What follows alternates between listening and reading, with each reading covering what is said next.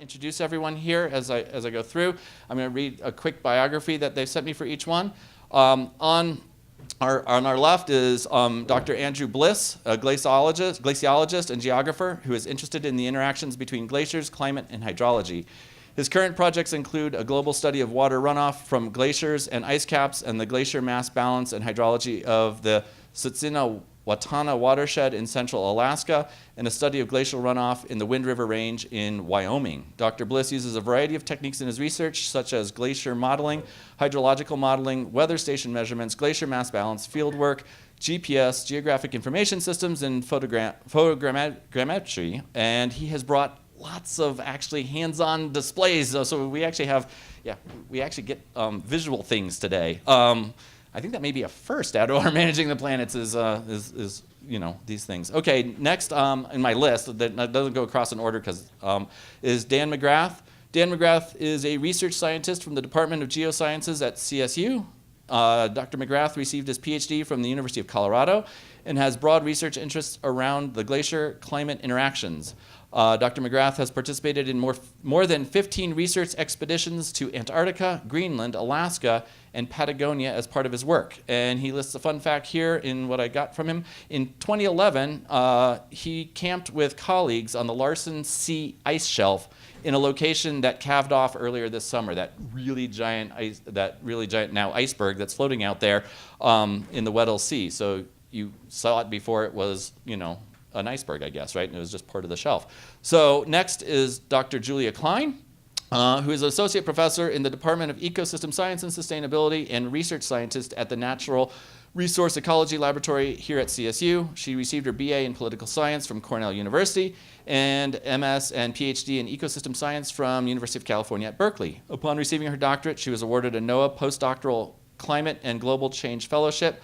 The broad goals of Dr. Klein's research are to understand how interacting global changes affect pastoral and mountain ecosystems and livelihoods, to detect patterns and underlying mechanisms driving these responses and feedbacks, to identify actions and pathways to increase adaptation opportunities to global change. Her projects typically combine diverse methods, including experimental manipulations, landscape analysis, local ecological knowledge and modeling. The main geographic focus of her research has been the eastern and central alpine grasslands of the Tibetan Plateau. However, she also works in the shortgrass steppe and alpine regions of Colorado, conducting global synthesis of grassland, Arctic, alpine, and mountain systems worldwide. Dr. Klein is a member of the Scientific Leadership Committee for Mountain Research Initiative, the lead PI in Mountain Sentinels Collaborative Network, and International Research Coordination Network, RCN, composed of transdisciplinary, globally representative teams of mountain scientists and stakeholders using biophysical, socioeconomic, and observations and models to engage in knowledge and co-creation, coordinated practice of mountain sustainability. She's been also working on, this is cool, a documentary film focused on small, dedicated group of people in the Peruvian Andes grappling with the severe and imminent effects of climate change.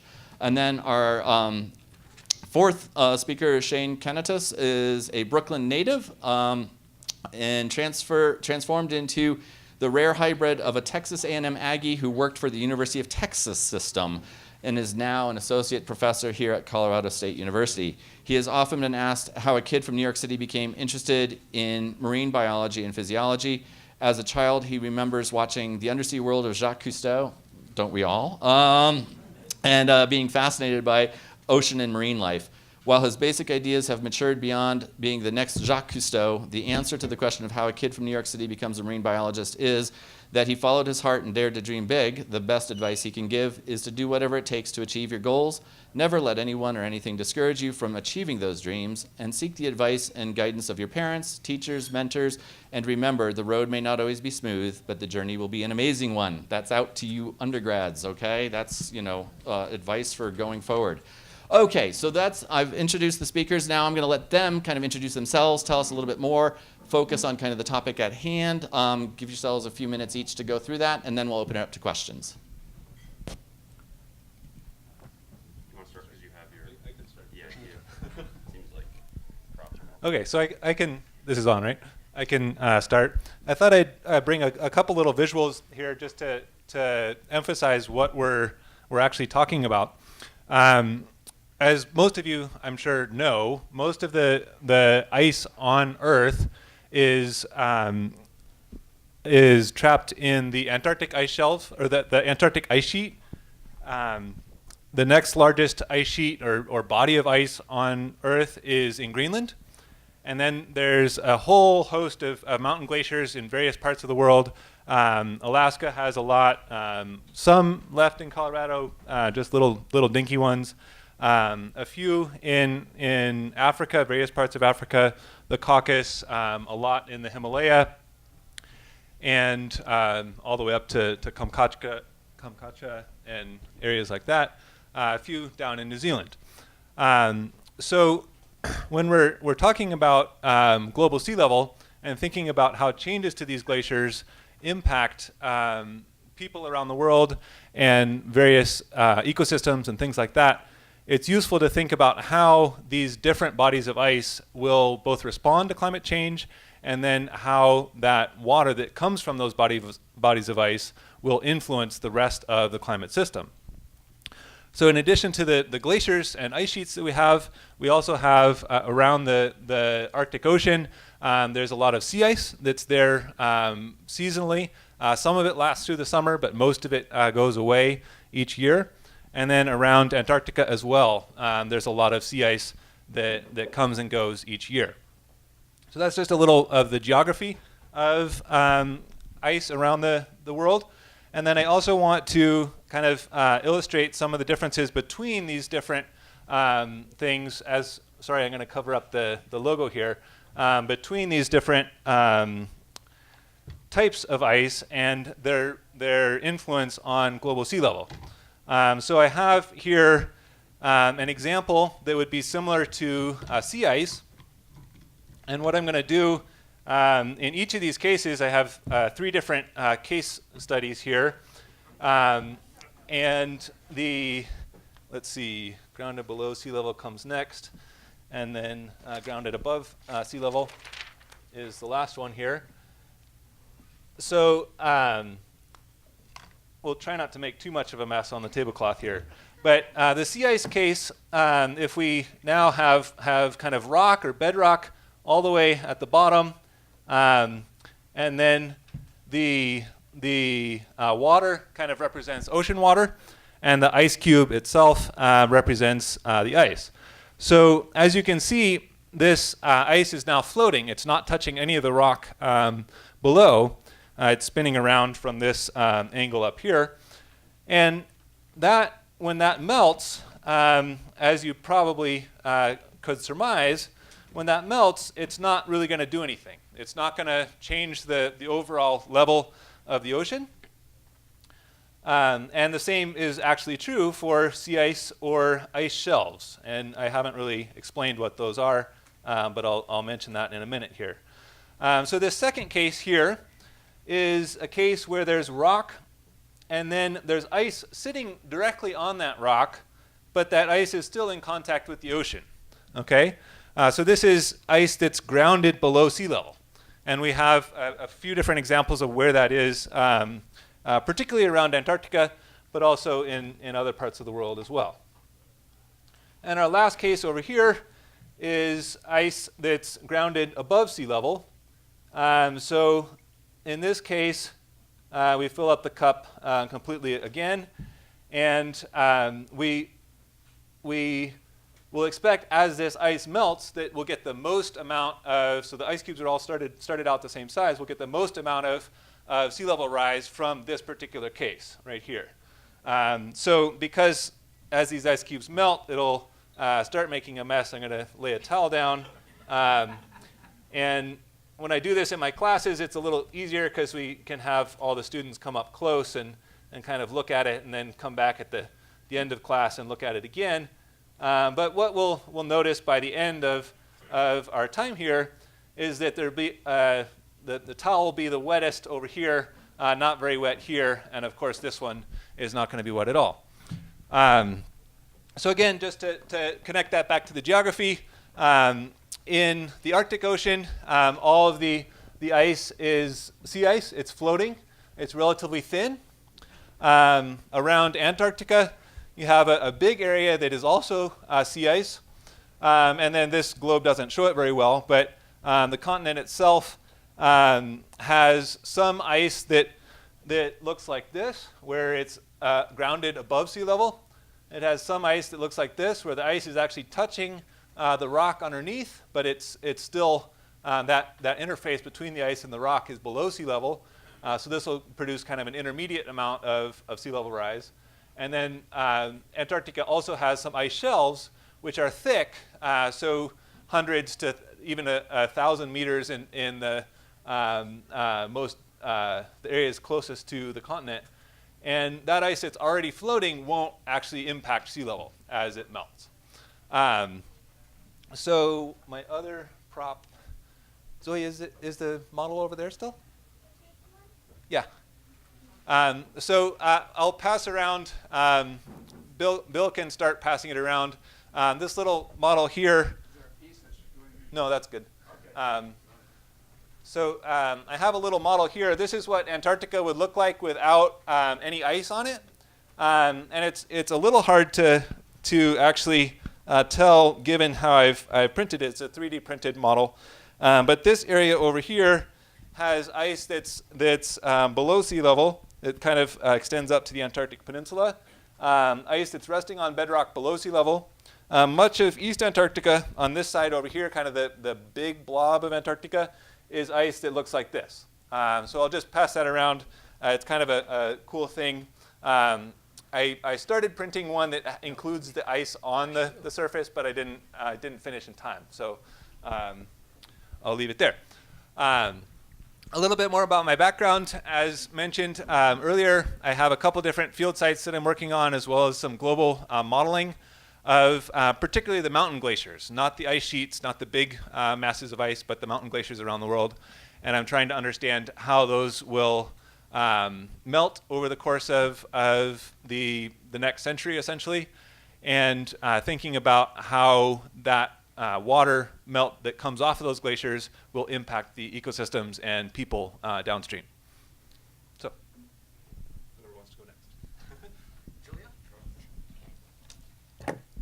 Thank you. I don't have any fun toys to pass around, but I enjoyed that. So I'm Julia Klein, and I'm here representing the perspective of mountain landscapes and mountain peoples as well. I think my bio is quite long, so I won't talk too much about myself anymore. But I wanted to add 3 kind of points that I wanted to throw out there to everyone to sort of stimulate discussion. And those 3 points is that, yes, we are seeing big changes to mountain glaciers. This is important not just to mountain people, but to much of humanity. That's my second point. And then my third point is, don't despair.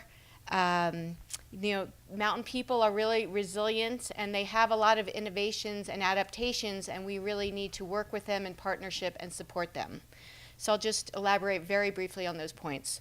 First of all, we have a lot of experts up here who can speak to the fact that mountain glaciers are melting quite quickly. Where I've been working in the tropical mountain glaciers, so in the glaciers located near the equators, places like the Andes of Peru, they've seen significant glacial losses there. I've seen estimates of, since the 70s of 30 to 50% of the glaciers. We see more warming, generally speaking, at higher elevations, called elevation-dependent warming. And certainly just as residents of Colorado, we've seen some of the changes as well.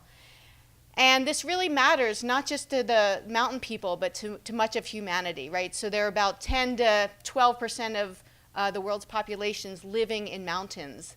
But it's estimated that over half of humanity depends on resources from mountains. So we think of mountains as the Earth's water towers, right? And so we're all reliant on this clean and abundant water from mountains. But we also rely on other things like food and fuel and energy and medicines from mountain systems. I don't know who here had some coffee from the highlands of Ethiopia, for example, this morning. I did. And of course, mountains are places of recreation and tourism, and lots of people seek mountains out as places of solace. So the really unprecedented changes we're seeing to mountains are really troubling, not just to mountain people, but to much of humanity. But my last point is, mountains are very dynamic places, and people living in mountains are used to living in somewhat hazardous environments. They're used to avalanches and landslides and earthquakes. And so they're pretty self-reliant. They're not just these passive victims. And our network, the Mountain Sentinels Network, is an NSF-funded research network. And we've got more than 60 sites represented around the world where scientists are working in partnership with local people, local resource users, and where the local people are really partners in trying to adapt to the global changes, the climate changes that they're seeing.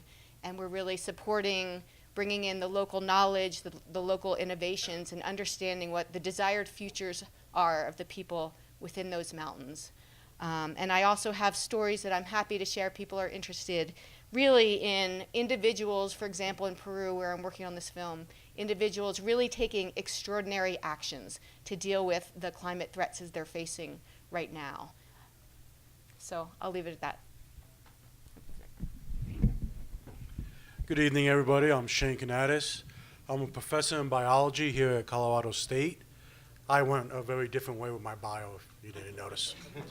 So what I am is I'm actually an exercise physiologist. So I study how organisms perform. And how I look at what happens now is, do the animals have the capacity to actually meet the changes that are occurring in the climate? So can some animals track changes in ice? If they lose the ice platform where they rest, can they get enough energy to swim without those ice platforms? So some aspects of what I will do will actually be enhanced by more icebergs, because it actually gives some animals more platforms to go to. The greater picture long term is there'll be less ice, which will be worse later on, but may be beneficial up front. So things that I look at could fluctuate with how well the animals can perform. Shameless plug, one thing Dale forgot to mention, Antarctic public lecture on leopard seal research, October 18th, Fort Collins Public Library, given by me. Thank you all. That's been a great introduction. Also had a few additional points to this. So like Andy, I'm a glaciologist, and I study glaciers and ice sheets all around the world, in Antarctica and Greenland, Alaska, and in Patagonia, and actually here in Rocky Mountain National Park in our backyard as well. So to put a few numbers on some of the points that have been raised, right now glaciers and ice sheets around the world are losing around 600 gigatons of ice each year. A gigaton doesn't really mean much to any of you, but in reality that's a cubic kilometer of water is what one gigaton is. To put that into terms that might make more sense to you, that 600 gigatons of ice would be the equivalent of putting a layer of water on the state of Colorado, which is around 270,000 square kilometers. That's 2.2 meters or 7.3 feet thick. So each year, the ice that's being lost from Antarctica, Greenland, the mountain glaciers is adding a layer of water to the state of Colorado that's over 7 feet. So pretty substantial losses each year. When that water, which doesn't actually just stay in Colorado, obviously goes to the world's oceans, we're seeing global sea levels rise by about 3.4 millimeters per year. 3.4 millimeters doesn't sound like much, but when you look at a decade, that's about 1.5 inches per decade. And since around 1880, we've actually seen sea levels rise by about 8 inches globally. That rise is being driven by both the loss of mass from the ice sheets and mountain glaciers, but also thermal expansion. So as temperatures warm, the oceans expand. So those two factors have been the biggest contributors to global sea level in the recent past. So you may be wondering what's going to happen in the future. The simple answer is sea levels are going to rise. But the really important question for anyone thinking about this or really tackling these questions is how much, the magnitude of that rise, and how quickly. What is the timing? Is this something that we're going to see in 10 years? Is this something we're going to see in 50 years? Is this a 100-year problem? This matters to city planners. This matters to nations that live on small islands. This is a really important question, both the magnitude and the timing of this rise. But the loss of ice from glaciers and ice sheets is not just a sea level problem. As Julia illustrated, these glaciers are very intricately tied to the environments that they're in. And so whether that's supporting aquatic ecosystems downstream of them from the cold water that's delivered from them, or hydropower. For instance, Anchorage in Alaska gets a good portion, both of its drinking water and as a source of electricity from hydropower derived from Eklutna Glacier, a glacier just outside of Anchorage. The loss of glaciers and ice sheets is, I should say, here in Colorado and throughout mountainous regions in the world, it's not just the loss of mountain glaciers or mountain glaciers that are influencing our delivery of water to these downstream environments. We're seeing really pronounced changes in our seasonal snow. So throughout the West, we've seen the onset of snowmelt occur 2 to 3 weeks earlier, and we've seen less water being delivered from low elevations. Basically, what we're seeing is an increasing amount of that precipitation falling as rain rather than snow. So rather than building up this reservoir of seasonal snow in the mountains all winter, we're seeing less being stored up there. And this has really significant implications for the future, because this is a tremendous resource that many communities and states are reliant upon. So you might ask, what's driving these changes in glacier mass balance and ice sheet mass balance? It's in the simplest sense, it's an increase in atmospheric temperatures, at least for the mountain glaciers. Temperatures have warmed by about 1 degree Celsius since 1900. 2016, as I'm sure many of you are aware, was the warmest year on record. It surpassed 2015, which was previously the warmest year on record, which surpassed 2014, which was previously the warmest year on record. 16 of the last 17 years have been the warmest years on record. So really, and this goes back to the instrumental record, about 1850 or so. So really, we're seeing a tremendous amount of warming, and that warming is being driven by emissions from anthropogenic causes. So human-related emissions are responsible for between 90% and 120% of that observed warming. So the warming that we're seeing that's driving these changes is anthropogenically driven. You'll also note in 2016 that carbon dioxide levels surpassed 400 parts per million for the first time. That's the first time in likely, definitely at least about 1 million years, and quite possibly 3 million years, or possibly even 15 million years. So we haven't seen carbon dioxide levels in the atmosphere above 400 parts per million in at least that period of time. So our actions in burning of fossil fuels, adding that carbon dioxide to the atmosphere, is warming atmospheric temperatures, and those atmospheric temperatures are driving the loss of mountain glaciers, contributing to global sea level. So hopefully that gives some background and will bring about some good questions. That was a great set of introductions, actually. So now, after having all that information, I'm going to open it up for the audience. So raise your hand, and when I'll try and get to everybody in the order I see the hands go up. When I hand you the microphone, please give us your name and your affiliation, and then ask the panel their question, and we'll go around the room and see what we've got. So who has a question? No one. Oh, someone's got to come. I'll have a question. So when you guys were talking, Julia in particular, when you're talking about the impacts, so in the tropics, how much of the glacial melt is supplying the large population centers of the tropics with their drinking water? I've read that in the Indian subcontinent, a lot of the water that people depend on comes from that glacier melt, and so if it's not being replaced, what is that impact going to be for those people? Okay, I can tell you, I'll give you the people perspective of the impact, and you might be able to talk about the percentage of glacier versus surface water, and I'm sure it depends on where you are. But I can give you some examples of what's going on in Peru in the Andes. And there's some interesting impacts of climate change there that you wouldn't necessarily expect. So one thing I was really surprised by when I started working there was the water is actually getting polluted as the glaciers are receding. And what's happening is that there are heavy metals that are just naturally in the rocks in this area of the Cordillera Blanca. But but those rocks have been sort of kept in place. Those heavy metals have been kept in place because there have been glaciers on top of the rocks. But as the glaciers are receding, the rocks, the heavy metals are exposed, and so they're being eroded away and going into the water sources now. And so now the water that people rely on for agriculture, for drinking, for their animals, pretty much their entire existence, is now polluted and has been said by the government to be just unusable. And so I will say, though, just not to leave you on the most depressing news in the whole world, that people are trying there to, communities are organizing to replant wetlands and using the wetlands to actually filter out some of these heavy metals. So I've been with a community there, going through their process of obtaining these plants and preparing the system.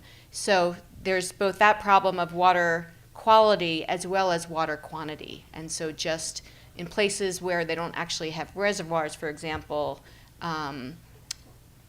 with the water melting eventually, they're not going to have enough water for agriculture. The other thing that people in this area of the Cordillera Blanca are facing is threats from glacial lake outburst floods.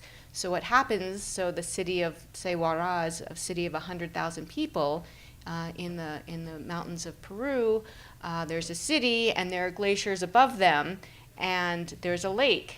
And as the glaciers melt, the lake fills up, and there's threats that if there's a slight avalanche or an earthquake, that these lakes could burst and just devastate the whole city below. This is an issue in Peru, in the Himalayas as well. So it's too much water, not enough water, as well as water quality implications.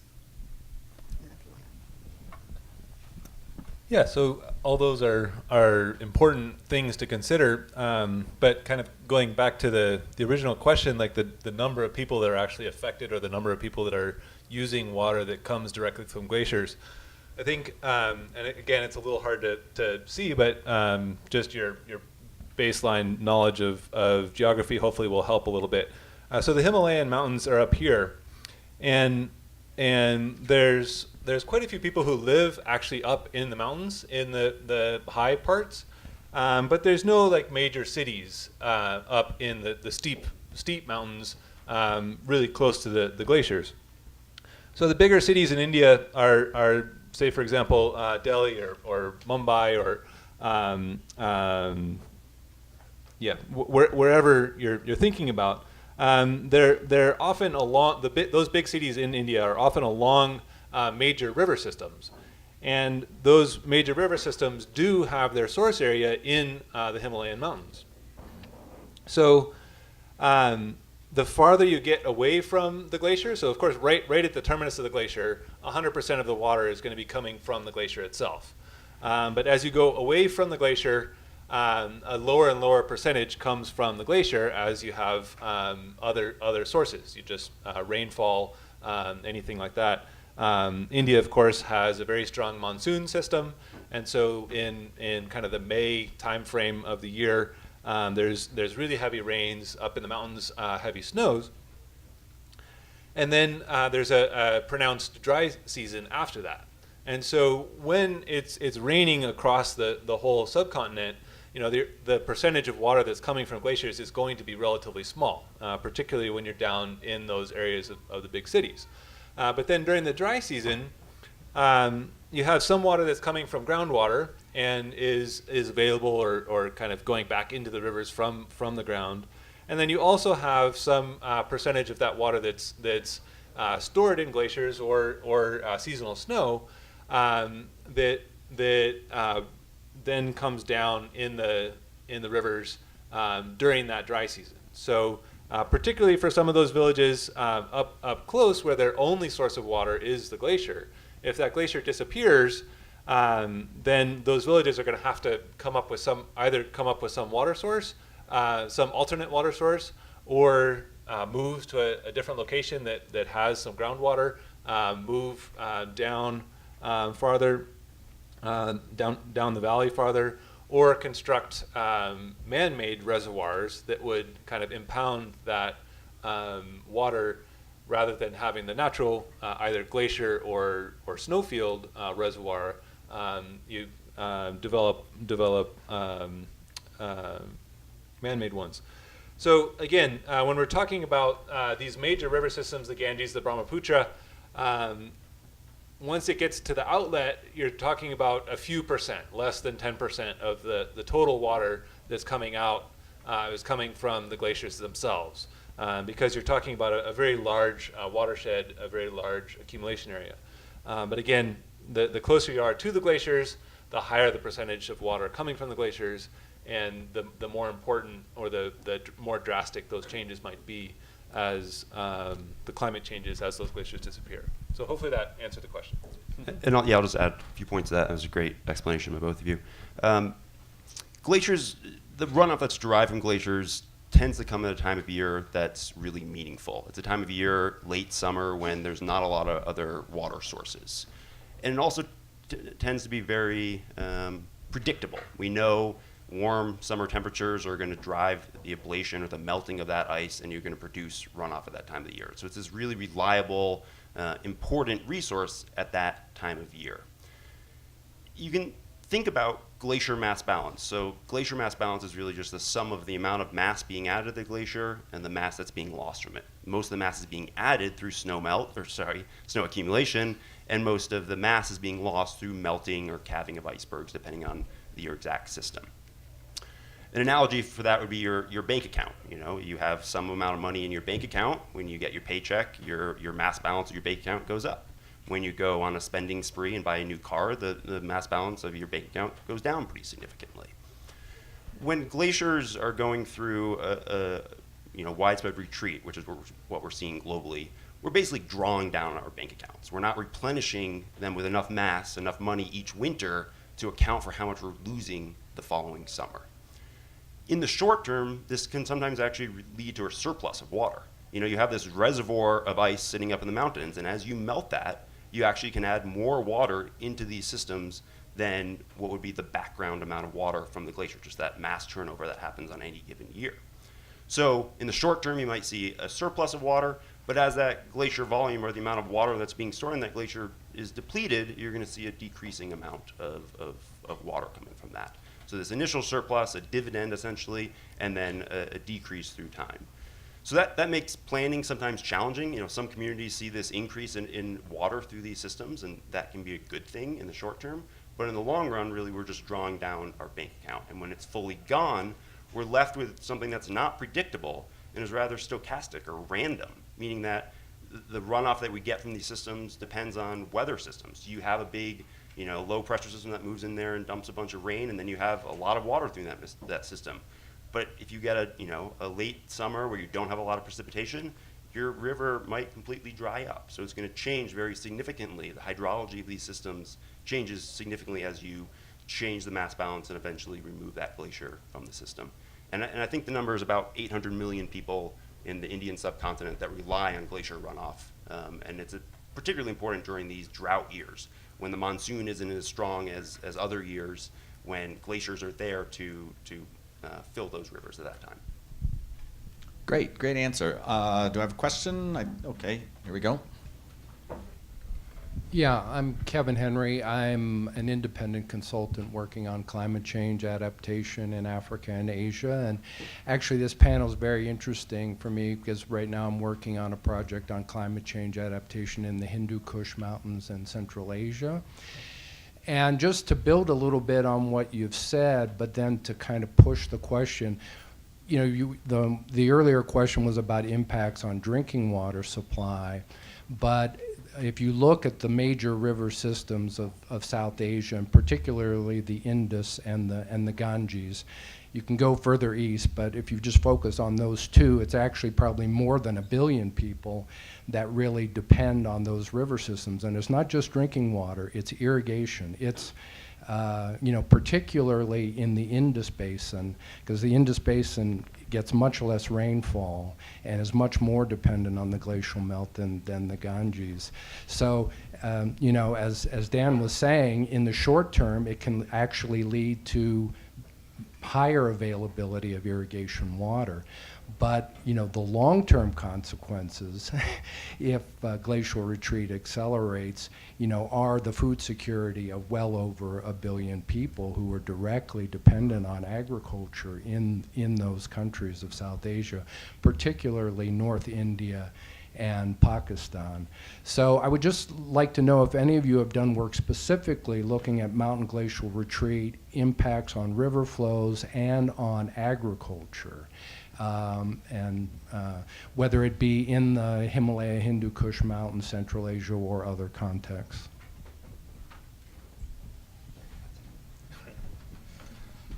So the extent of my work has really focused on, it does look at glacier runoff, but I haven't really taken that then downstream to the logical conclusion, which is to try and assess kind of the percentages of the overall rainfall or the overall river flow that's coming from the glaciers in particular. What I would say, or my general sense of the situation, is that yes, there is this sort of bank account analogy that you can make where the glaciers themselves now, you can kind of think about that as your savings account versus your checking account. So if you are making X number of dollars per month and you're spending the same number of dollars per month, that's kind of like, okay, the glacier is healthy. It's not growing, it's not shrinking, but it's relatively healthy. So if then you're spending more than you're making in a given month, then you're having to draw on your savings account as well, and that savings is going to be depleted if you continually, month after month or year after year, you continue to spend more than you're inputting. But when you think about the actual water itself, the glaciers have some amount of water stored in them, and that water that's stored in those glaciers, I don't off the top of my head know what the cubic kilometers of ice or gigatons would be for the Himalaya generally, but that amount of water compared to the total amount of water in each of these river basins, the water that's stored in glaciers is relatively small. So the annual rainfall is going to be significant compared to the total amount of water stored in those glaciers. So then when you think about the annual glacier mass balance, yes, the glaciers are losing more mass than they're gaining in any given year. But it's not like the precipitation has changed all that drastically. So while you may have rainfall instead of snowfall, so the glacier mass balance is significantly negative, you still have rainfall. And so the overall quantity of water in that entire watershed is dependent on how precipitation changes in the future. And that is also somewhat a sensitive parameterization in climate models when you're trying to forecast how the monsoon works. That's a really difficult thing to do because the monsoon is a very sensitive kind of, the monsoon depends on the temperature difference between the oceans and the land. And that temperature difference is a relatively sensitive parameter within the climate system.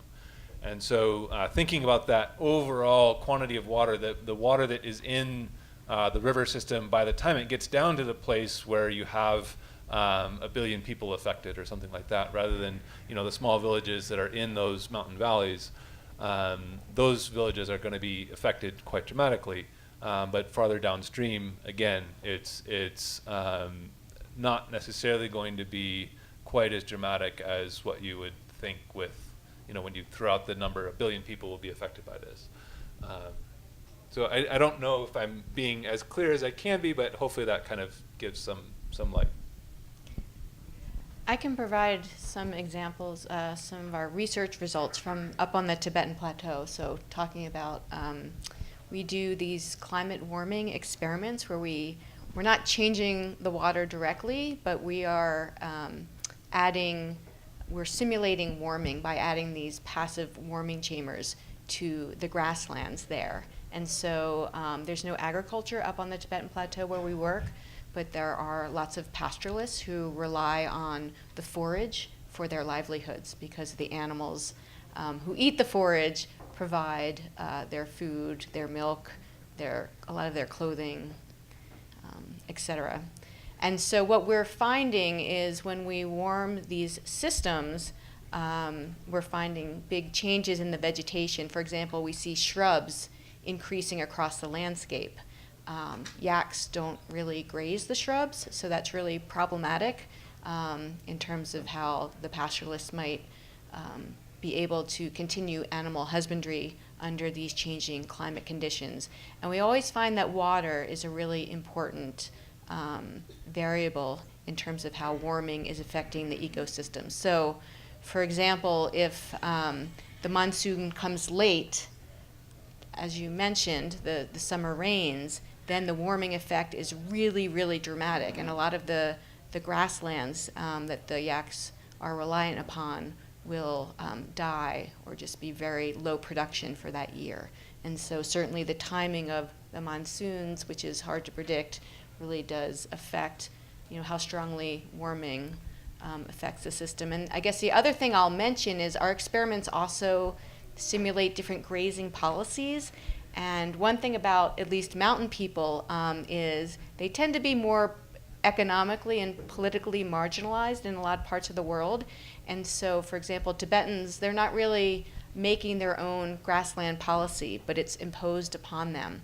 And our research has also shown that policies that are changing the traditional grazing practices exacerbate the negative effects of warming in terms of the types of plants that are there, the amount of plants that grow, and the quality of that forage. So I think right now we've been really focused on the, maybe the biophysical and the ecological, but there's always sort of a management and policy perspective as well that's really relevant both in the highlands and the lowland regions that rely on glaciers.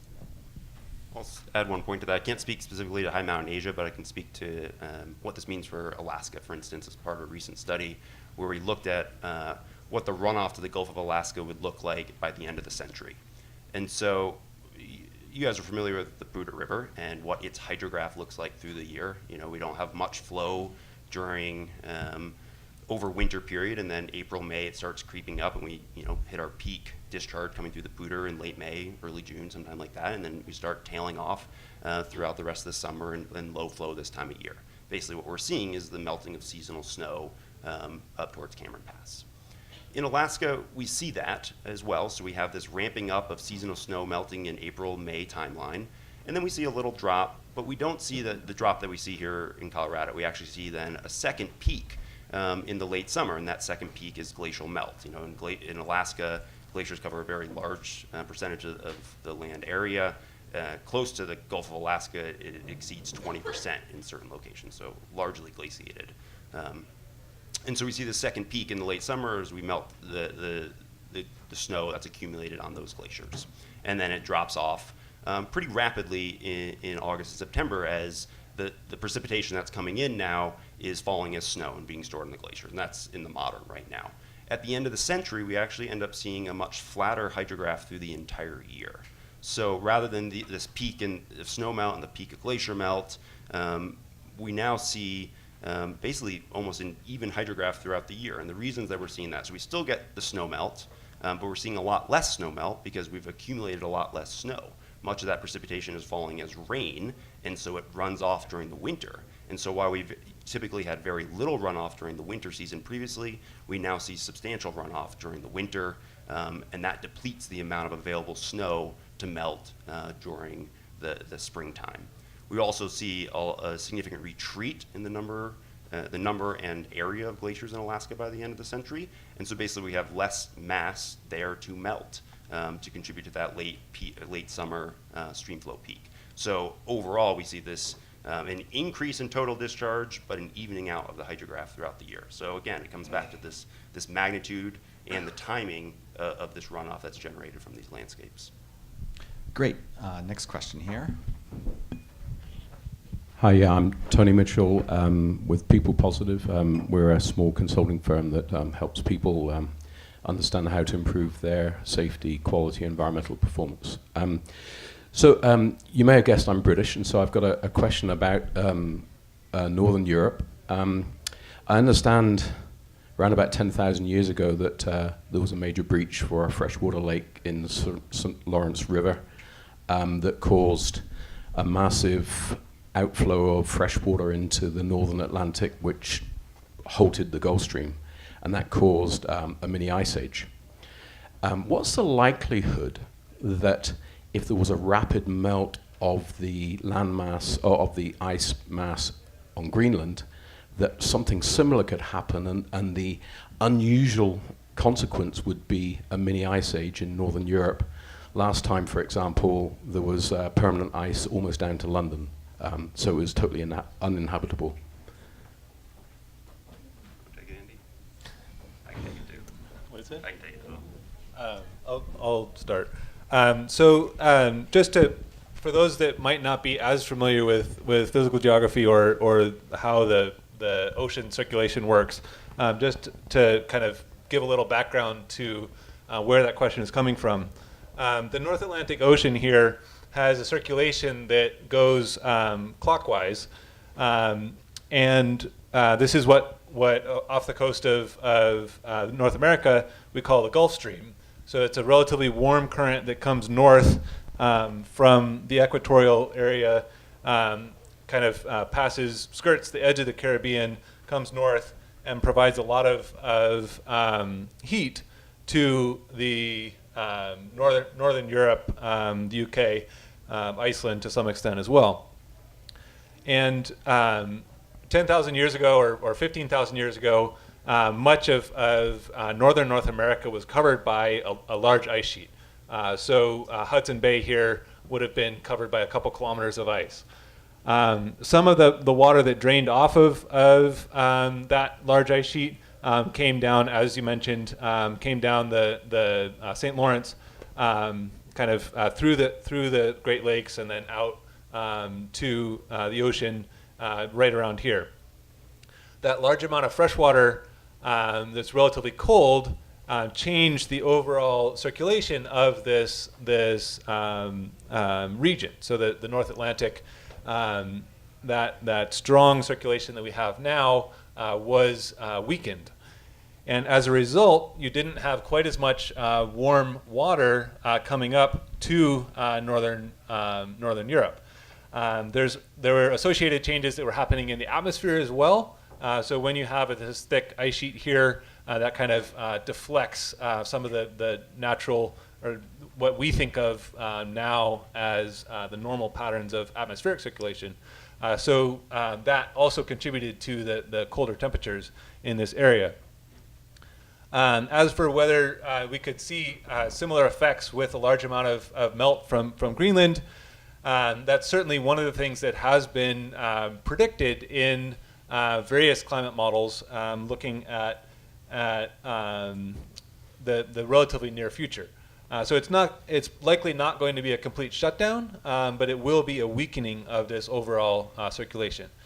And for anyone who's interested, we can get into more details of why that circulation exists and kind of what drives that. But I think I'll leave it there for now. I don't know if you want to add anything. I'll just add one small point to that. That really, the volume of water that's necessary to produce a shutdown like that is outside of what you can melt. You have to accumulate a large body of water, these proglacial lakes on the margin of the ice sheet, and then have those drain catastrophically. Lakes much larger than the Great Lakes of today. Drain those catastrophically. That's the volume of water that you would need to produce something like this. There has been a slowing of the circulation. Very poor observational data set to go on. So there is some sense that it is slowing down, but to get a shutdown like that, you need a much larger volume of water than you can melt quickly. Does that mean I can go back to Britain? No comment. Okay, we have another question up here first, and then I'll get you. Hi, my name's Heather. I'm a zoology student over at CSU. And I was just wondering what effects Dr. Kanatous predicts for the marine organisms who don't rest on the ice sheets from this glacial melting. So for animals that don't need a platform, what you're speaking about are effects of changes in potential currents, slight changes. Shane, can you use the microphone? Oh, sorry. So for animals that don't rest on ice, you're speaking about animals that are fully aquatic. So what can happen with glacial runoff is slight changes in current. So picture events like El Nino, where there are shifts of prey items for animals. So those are the type things that can start happening for fully aquatic animals.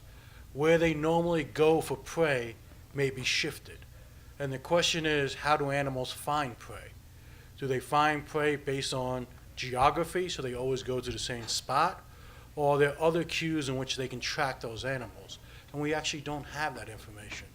So we don't know how well, if these things are shifted, these animals can adapt to meet where the prey has moved. Great. Question over here now. Yeah, stand up. Hi, I'm Nana. I'm a second year at CSU studying ecosystem science and sustainability. Mine's more of a question. Being experts in your field and understanding the causes and effects of sea level rise, I would understand that you guys are like the bridge between information and action. And I just wanted to know what kind of barriers you face when communicating that information to, say, like city planners or like managemental practices, and like how you combat those barriers, basically. Money. It's, people laugh, but what it comes down to is money. Is there available money to properly plan? Or are people going to put resources to learn how to manage different flows of water to make sure that water will be available for low times of water flow? These are things we are not planning for yet, because again, where does the money come from to make these plans? Tax dollars. Are we willing to increase tax dollars for unpredictable situations in the future? Most people will say no. So there's difficulty in helping plan these, especially when you have rural areas that don't have a lot of resources, such as up in the high mountains. I think that's a great question, and you're an ESS student, and so I think that as scientists, we've always been challenged in our ability to communicate beyond our peer-reviewed journals, and I think we've recognized that we're sort of just talking to each other. And so things that we're doing, for example, in our degree, and you'll know this soon when you take our capstone class, for example, you'll be working with the city of Fort Collins.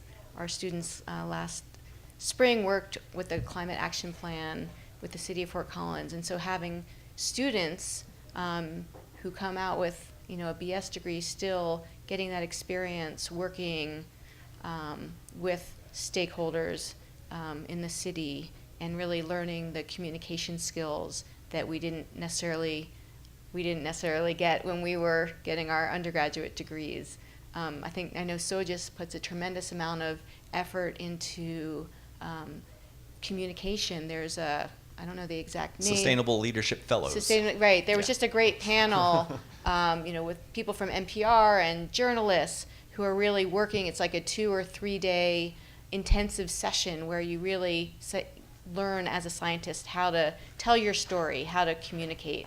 Personally, I'm trying to do that on my sabbatical. I thought, gosh, I'm really tired of just, writing papers and talking to myself about climate change. And so my goal for this documentary film is to really try to communicate a lot of the ideas that my research has been focused on, but in a completely different way, to really reach emotions and not be facts, but to have people like relate to the characters in the story, and oh, by the way, they learn about climate change. So it's a huge challenge, and I think we're trying to address it from an educational perspective. The only point I'd add to that is that scientists like to communicate through numbers, as I unfortunately did with my opening statement, gave you a lot of numbers. And we like to look at figures or plots of data that were collected. That's not how the general public generally thinks about the world and is not used to seeing a figure and instantaneously being able to read that figure and know what it means. And so I think there's a lot of alternative means of communicating information, and sometimes a powerful visual of a repeat photograph of some landscape at some time in the past and some landscape today. That can go a long way towards conveying the changes that we're seeing on this planet. Many citizens of the world can't travel to Antarctica, can't travel to Greenland. They're very tough places, very expensive places to get to. They're not aware of the changes because they haven't actually seen those. So I think very visual efforts or methods to bring the changes that are occurring in these regions to the general public is a powerful approach. The second point on that is that uncertainty is a very challenging concept to explain. Scientists talk about uncertainty in all of their observations and all of the results that they present. You know, it's going to be a sea level rise of 50 centimeters plus minus 25 centimeters. What does that mean to a city planner who needs to invest in a wall around a seawall around their city? The difference between a 25 centimeter seawall and a 75 centimeter seawall might be $50 million. I can't give you that answer. I can tell you that it's going to be 50 centimeters plus minus 25 centimeters. There's a real disconnect there between the scientific community and the conveyance of uncertainty and what policymakers and city planners and other individuals need for concrete information to make planning decisions. And it's a challenging interface to really negotiate because each of us see the world slightly different in that way. Hold on, I'll get you next, and we have a question here, and then I'll get you. Okay. I think in reference to your question about policy, I think that there is an interesting aspect of the global economy and vested interests by companies that are interested in logging and hydroelectric plants and so forth, which certainly can benefit economies. At the same time, there is a lot of conflict between indigenous people and environmental rights and the global economy, and maybe Julia could speak to that a little bit. Thank you. Yes, I mean, climate change is not just about science. It's about society, economics, and politics. Yes, I mean, I think one thing that we focus on when we work in mountains is the fact that people who are causing climate change are not the ones who are experiencing its greatest impacts. So it's a really strong issue of environmental justice and equity.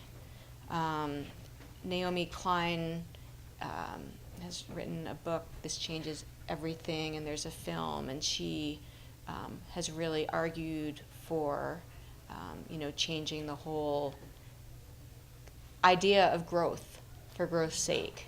And so certainly when we think of what the drivers of climate change are, which we really haven't discussed here, that comes in quite strongly in terms of mitigating climate change. We have to think about sort of our economic framework that our world is built on and questioning that for sure. And there are a lot of people who question that. And we talk about that in our capstone class as well and try to provide students with some alternate models. We talk with some of our local breweries, like New Belgium Brewery, which is a B Corp, which doesn't have profit alone as a bottom line, but also other things like social and environmental benefits. And so that's an amazing model that certainly we all wish would be more popular and more mainstreamed. And then so on the sort of who's responsible side of things, we have to talk about the economics of growth, and certainly in terms of who's responsible for paying for those communities in the Arctic who have to move because their towns are now falling into the water. There are lawsuits out there that the big carbon companies should be responsible, and so you're probably all familiar with the the Kivalina case, where the local communities in Alaska tried to obtain money from the bigger energy corporations for the $4 million, to move their community. In Peru, there's a farmer who's suing RWE, which is one of the top 10 carbon emitting companies in the world. He is going to court this November against this company in Germany. And I think we've also heard more locally, there's a group of youth, I think there's someone from Boulder involved, who's also pursuing a lawsuit against some of the big emitters. So there are a lot of issues around melting glaciers that take you far beyond the biophysics to the economics and the social justice side of things, which are real important issues as well. Yeah, I'll add one thing to that, which kind of touches on two of these points. So if we think about sea level change over the next 100 years, for example, the actions that people take in the next decades will have a much larger influence on the end result by year 2100 than any of the scientific uncertainties that we have. So if you think about the trajectory that the sort of business as usual trajectory, if companies and governments don't take drastic action in order to reduce their climate emissions, then sea level change will be on the order of a meter or maybe even a little higher by the end of the century. And there's some uncertainty associated with that, but the uncertainty associated with that estimate is much smaller than the difference between what happens if people take drastic action presently in the next 10 years, in the next 5 years, and really try to reduce their emissions. In that scenario, then the global sea level by the end of the century is much less than a meter. And there is some uncertainty associated with that, but that uncertainty is smaller than the difference between that sort of business as usual we emit as we have done in the past and that separate case where we do everything that we can in order to reduce our climate warming emissions. So just kind of big take-home point, yes, there are scientific uncertainties, but the difference between what happens if we take aggressive action now versus we just kind of keep plugging away as we have been doing, that difference is much, much larger than any of the scientific uncertainties. Great. Shane, do you have a comment? I'm just going to add as you move to the next. Sure. Take Houston, for example. Houston had all the scientific evidence to show them that the runoff, the levee system, everything in the city of Houston could not handle a major storm.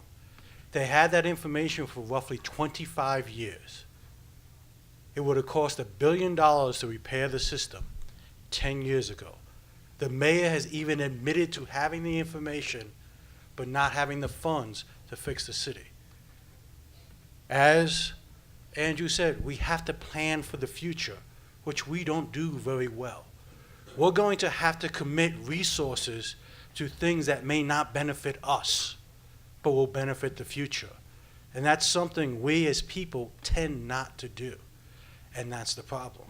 So if they had spent, let's just say $1 billion, they would have saved huge amounts of value to people's homes. What is the damage estimated at? Multi-billion dollars now. That could have been prevented. And they knew it. They had the information. They just didn't want to pay for it. Yeah, I think it's order of $100 billion to repair Houston. And so again, it kind of comes back to, as a government and with the current administration, it's hard to know how progressive they'll be thinking in rebuilding Houston. Houston's not going anywhere in the same way that New Orleans isn't going anywhere after Hurricane Katrina. Billions and billions of dollars were put into both of those systems in order to kind of recover the cities and hopefully improve their systems for the next storm. Houston is going to get hit by another major hurricane in the near future, in well within the time frame of anything that's being rebuilt presently.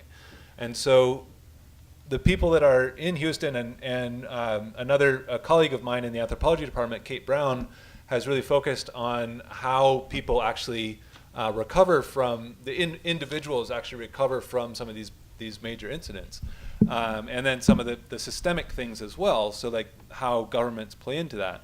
But to the extent possible, all the rebuilding that's happening in Houston now ought to be with climate change in mind, with the knowledge that storms like this will happen again, and they will be worse actually in the future than they have been in the present. You take the storm surge and you add on 25 centimeters of sea level rise, or 50 centimeters of sea level rise, or a meter of sea level rise, and that storm surge on top of that is just so much worse.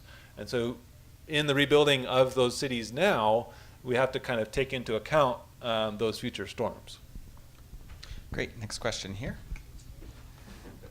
Bill Thompson. I appreciated Dan's comments about the average person. I think perhaps I represent the average person here, probably in a minority.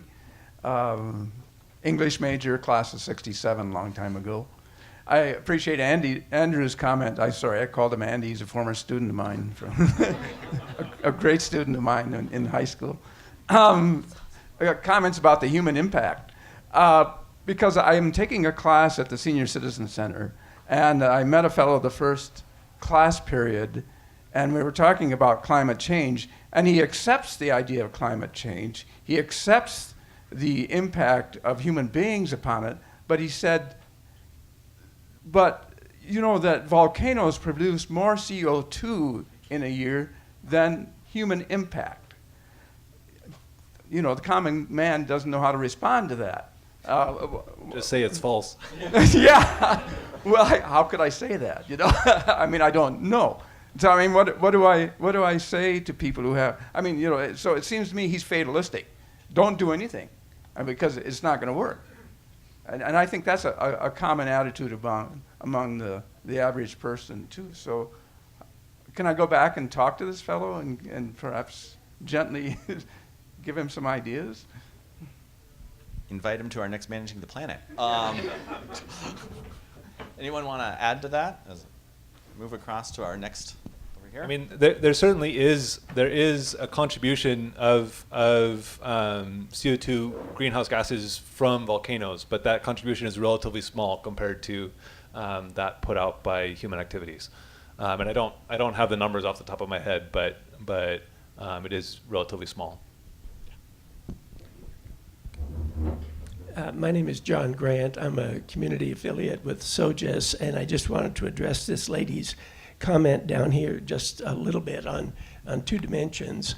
One, for those of you who are interested in this policy management interface, I would strongly encourage you to go to the website that's funded by the Rockefeller Foundation called 100resilientcities.org.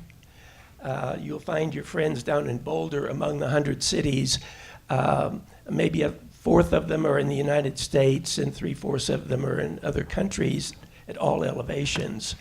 And for those of us who drift toward pessimism periodically, you might take another web trip to Jakarta, where the city is investing $40 billion, not $1 billion for Houston, but $40 billion over a couple of decades to try to protect the 2 to 3 million people in Jakarta who already live below sea level. There are 25 million in the city, more or less, but 10% of them already live below sea level, and they're spending $40 billion to try to protect them. Great. Next question is over here, and let me come through and get that. Anyone have? There was mostly a statement. I don't know if anyone has a comment to make there. My name is Pat O'Brien, and I represent an organization, a small nonprofit called Biodiversity for a Living Climate. And I don't hear a lot about the other side from emissions. And there is another side. There's a lot of hope. There's a lot of hope to pull the CO2 and greenhouse gases out of the air. by doing really simple things like permaculture, water management, living coastlines, that, you know, like you talked about the grasslands that people were doing to get the metals out of. Nature is amazing, amazing, amazing, and will heal herself if she has a chance. And I'm trying to get a chapter together. We're out of Cambridge, Massachusetts. We're having a big conference in November in which dozens of people are coming to speak about the techniques and methods that they use all over the world. I mean, there's a Tom Garreau, I don't know if you've heard of him, Shane, but he is building coral, rebuilding coral, restoring coral all over the world in marine systems. There's living coastlines that, you know, what are those? Mangroves, the mangroves, they heal themselves. They heal the water. They decontaminate the water.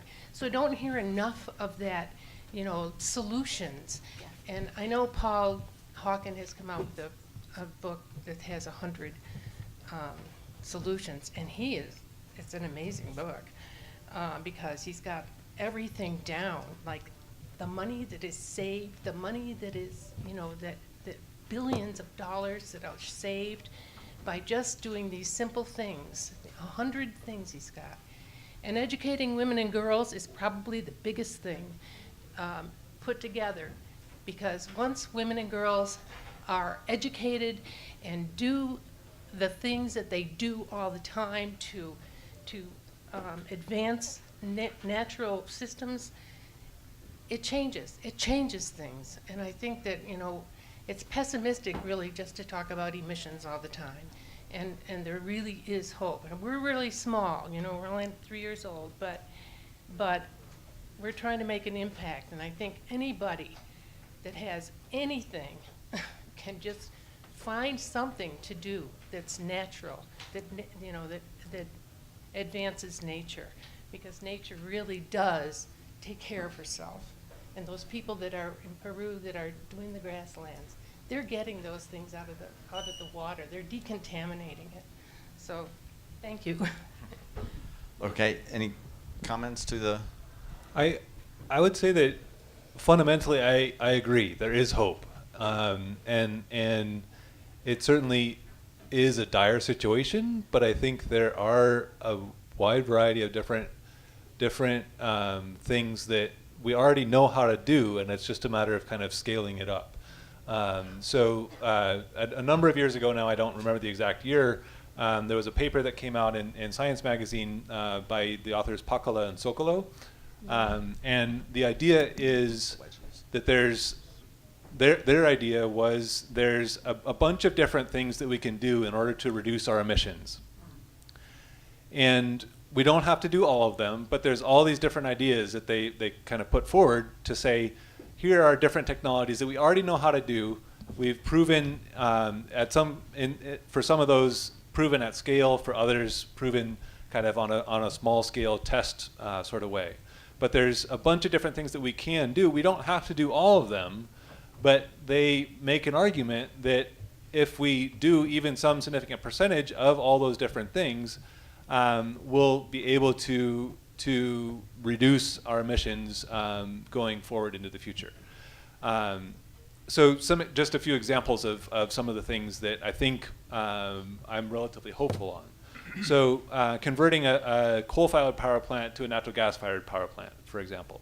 If you convert enough coal-fired power plants into natural gas-fired power plants, that will reduce, because natural gas is generally more efficient from a climate emissions perspective, that will reduce the emissions even with an increase in the overall energy requirements of the world with time.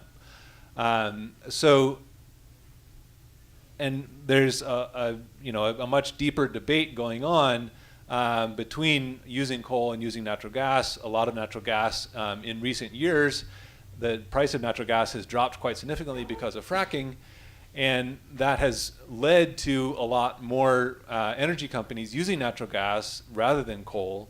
So on from one perspective, that's a benefit. That's a climate benefit. From another perspective, fracking has a whole host of problems, contaminating local groundwater, causing minor earthquakes. There's many problems, and I'm not saying that is, an ultimate solution, but from a climate perspective, it is an advantage. It is a step in the right direction. Using nuclear power, another one, substituting nuclear for coal. Nuclear has its own set of problems, but there again, if you can reduce the amount of coal emissions, that leads to a cleaner atmosphere overall. Switching from gas-fired cars to electric cars, for example. And that is an area where the Pakal and Sokolow study they kind of saw the technology, but it wasn't really, hadn't been proven. And even in recent days, General Motors made an announcement saying that they're planning to roll out a whole fleet of different models of cars that will be electric. And I don't remember the exact time frame. I think it was 2022. It could have been a little bit later than that, 2023 or something like that. But they'll have more and more electric cars available. And that kind of shifts the location of the emissions to a power plant that's generating electricity. But generally speaking, power plants are much more efficient than gasoline-powered cars. So again, I could go on, but I won't.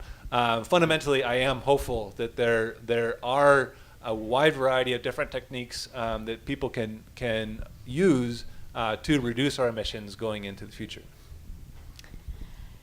So, right, we just did that exercise in my class. So the students kind of get this sense of the technology is there for them already to actually reduce carbon emissions. But going back to your question as well, or your statement, I agree with you, and it relates to the communication question, that there are a lot of great solutions out there, and people, especially at the local level, really making a difference, and we need to really highlight and showcase those more as examples. And I think what you're referring to with sort of the natural systems is something that we call ecosystem-based adaptation, right? So using natural ecosystems as a way to adapt to climate change. The perfect example is, rather than building a big seawall, you replant mangroves. And what's so wonderful about that is that not only are you addressing climate change, the impacts of sea level rise, but you also have lots of other co-benefits. You're maintaining biodiversity, you're allowing for resources that local people might use from those mangroves. And so I think when we think about solutions, we really do want to think of those kind of win-win solutions where not only are we dealing with some of the negative impacts of, say, climate change, but also we're doing other things to benefit the planet and humanity in terms of biodiversity conservation, in terms of livelihood opportunities.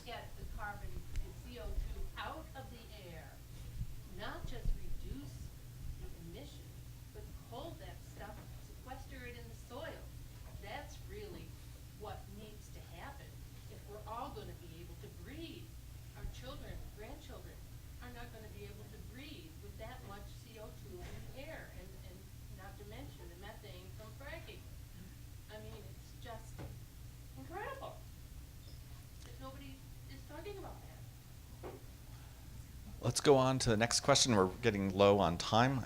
Hand up right here. My name is Chester McQuarrie. I was a student here 50 years ago. When we look at the U.S. system, the largest single burner of carbon fuels is the U.S. military.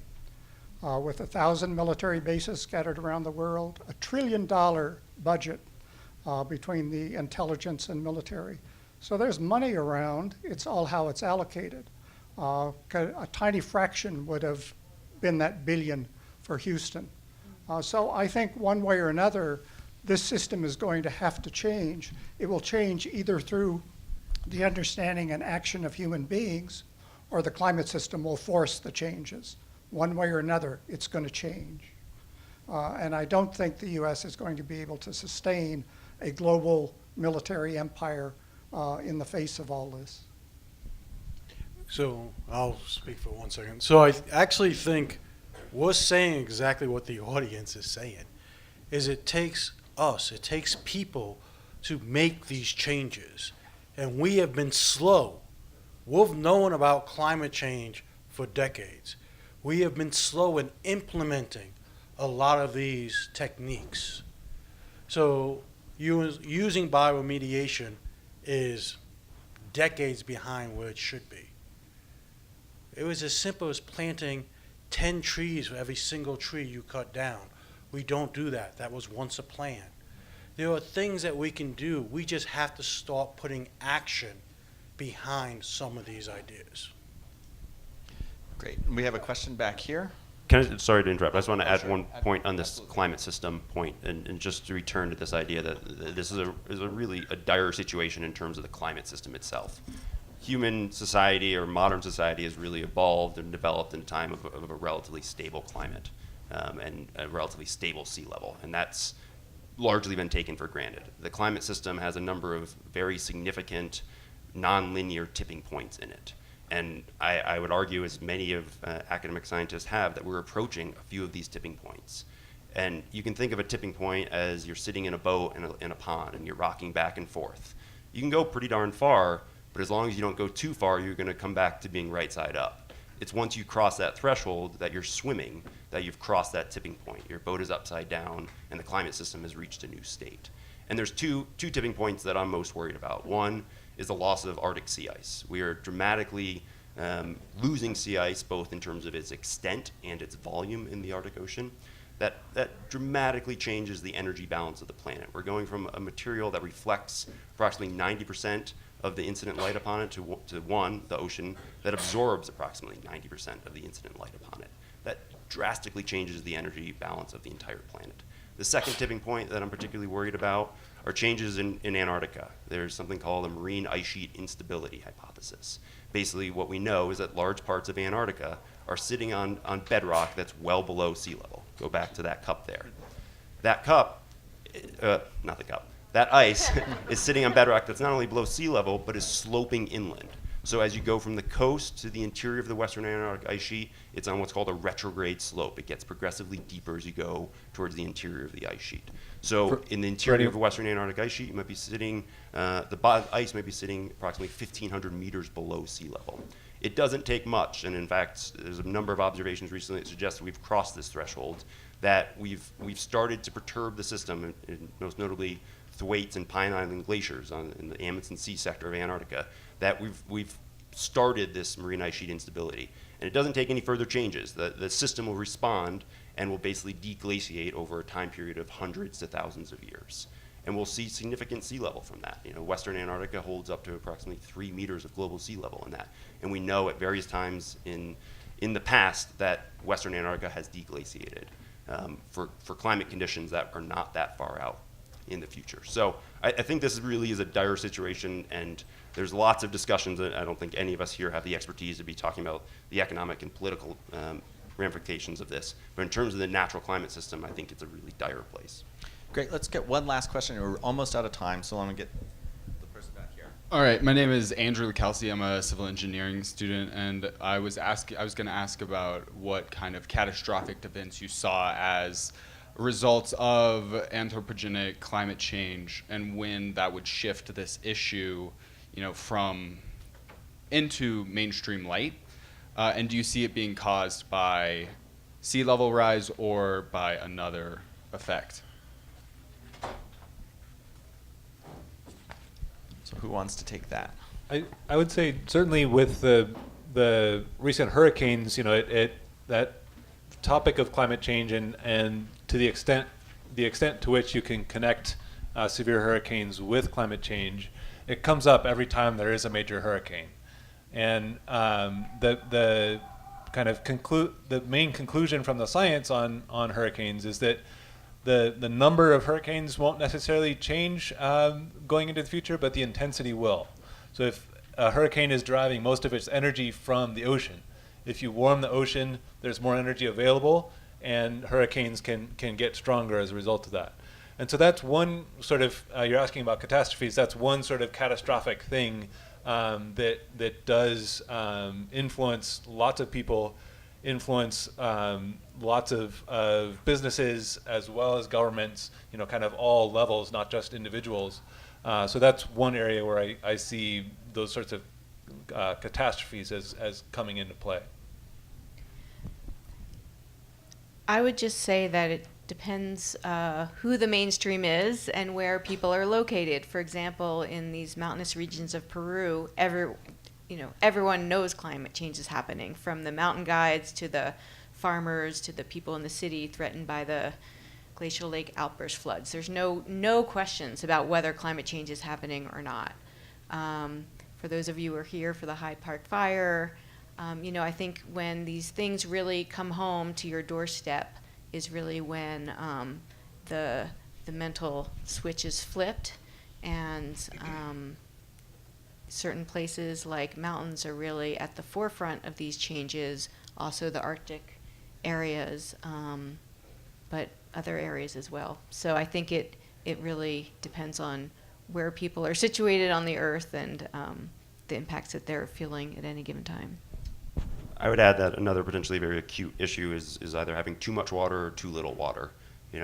Having catastrophic floods and having drought can very quickly cause both significant infrastructure damage in the flood instance, or spiral into a food security issue and then a migration issue very quickly, political instability. So to me, too much water and too little water is going to be the more immediate acute issue that we'll be dealing with in the coming decades, rather than a sea level rise issue that is not going away, but is not that we're going to see a meter of sea level rise in the next 10 years or something like that. It's the water issue to me.